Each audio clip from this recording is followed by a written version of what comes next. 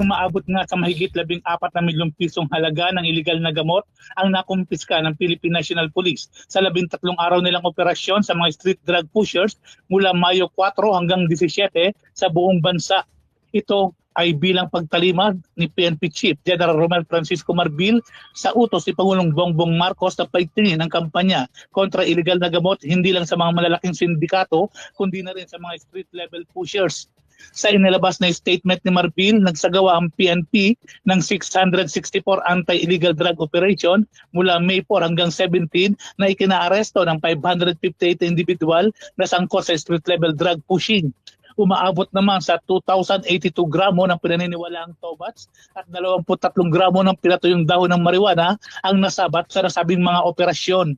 Nanawagan naman si Marbil sa publiko na manatiling aktibo at mapagmatsyag at agad i-report sa pulisya ang mga drug-related activities sa kanilang lugar. Hindi lang kasi ito kampanya ng gobyerno, laban din ito ng komunidad upang masiguro na payapa ang ating lugar kontra sa iligal na gamot. Paliwanag pa ni Marbil.